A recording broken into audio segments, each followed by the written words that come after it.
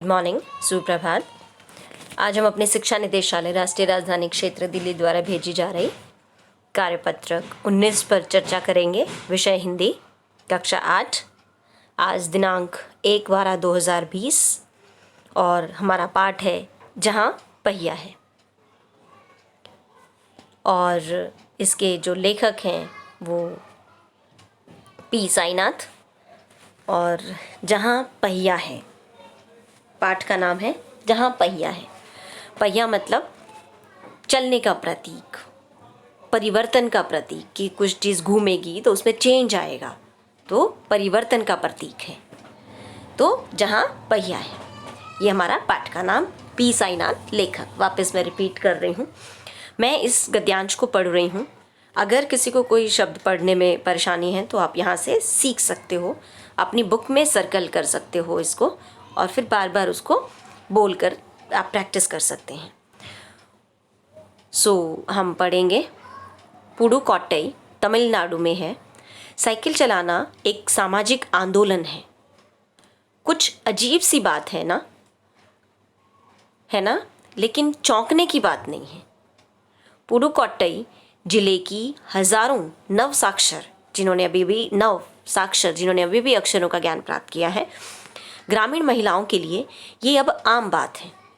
अपने पिछड़ेपन पर लात मारने, अपना विरोध व्यक्त करने और उन जंजीरों को तोड़ने का जिनमें वे जकड़े हुए हैं, कोई ना कोई तरीका लोग निकाल ही लेते हैं। कभी कभी ये तरीके अजीबोगरीब होते हैं।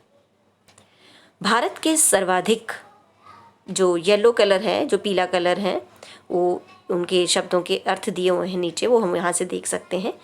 भारत के सर्वाधिक गरीब जिलों में से एक है पुडुकोट्टई। गरीब जिलों में से एक है।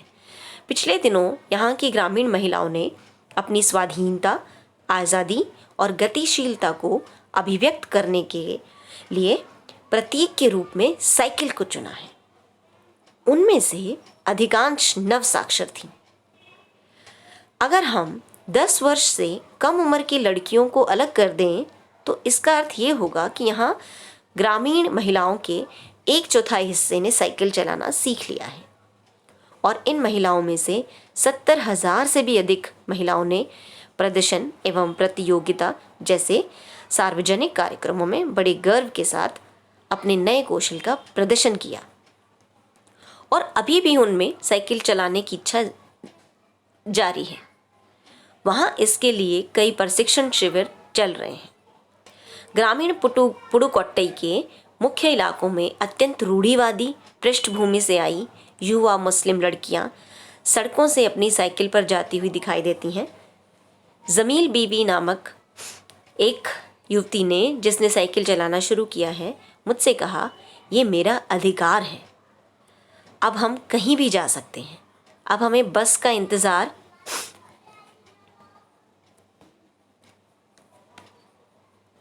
नहीं करना पड़ता।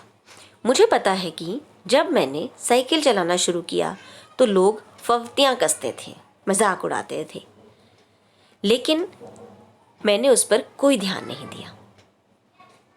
ये हमारा गद्यांश। अब इसके शब्दार्थ दिए हुए। सर्वाधिक, सबसे ज़्यादा।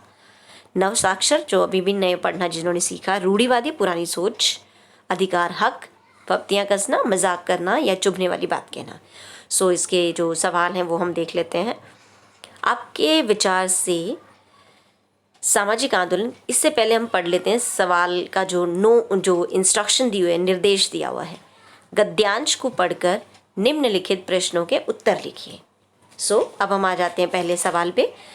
आपके विचार से सामाजिक आंदोलन किसे कहेंगे? तो हम कहेंगे समाज के लोग जब अपने अधिकारों को लेकर अपनी मांगों को सामने रखते हैं तो उसे हम सामाजिक आंदोलन कहेंगे। और ये बदलाव का प्रतीक है। जब ये सामाजिक आंदोलन होते हैं तो बदलाव ज़रूर होते हैं। अब हम आते हैं प्रश्न नंबर 2।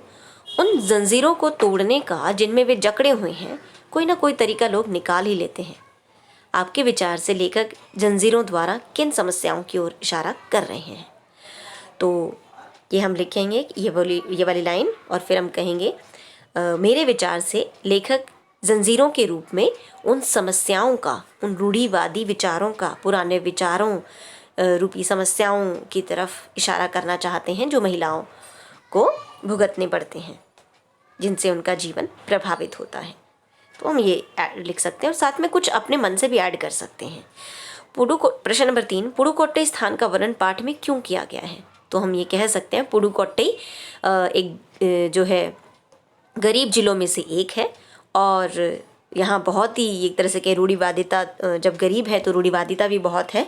तो यहाँ की महिलाओं ने ये ज़िम्मा उठाया अपने आप को आत्मनिर्भर बनाने का एक तरह से, इसलिए इसका जो है उन्होंने साइकिल चलाना सीखा, इसलिए इस जिले का पाठ में स्थान का वर्णन किया गया है।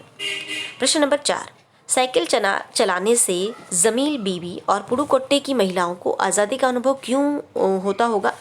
तो हम ये कह सकते हैं साइकिल चलाने से जमील बीबी और पुडुकोट्टई की महिलाओं को आज़ादी का अनुभव होता होगा क्योंकि इससे वो किन्हीं भी दूसरे परिवार के लोगों पर निर्भर नहीं रह गई हैं। अब वो अपना काम आसानी से और अपनी समझ से और खुद कर सकती हैं। अब उन्हें ना बस का इंतज़ार करने की ज़रूरत है और ना ही घर के किसी परिवार के पुरुष का इंतज़ार करने की ज़रूरत है, जिसमें भाई, पिताजी सब आ जाते हैं। सो अब हम आते हैं इस पे, हम अपने विचार से भी लिख सकते हैं, बहुत बड़ा बनाने की ज़रूरत नहीं है। हम बात को स्पष्ट कर सकते हैं, थोड़ा छोटा भी लिख सकते हैं, ऐसा ज़रूरी नहीं है कि जितना मैंने बोला पूरा लिखें, हम संक्षिप्त भी कर सकते हैं अपने आंसर को। अब हम आते हैं प्रश्न नंबर 5 पे, गतिविधि है ये, साइकिल चलाने के क्या क्या फ़ायदे हो सकते हैं उसकी सूची बनाइए। सो हम सूची बना सकते हैं।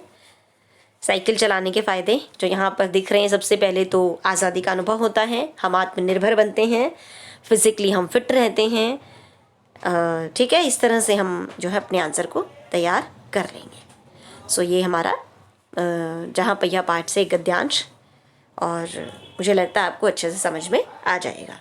थैंक यू, धन्यवाद।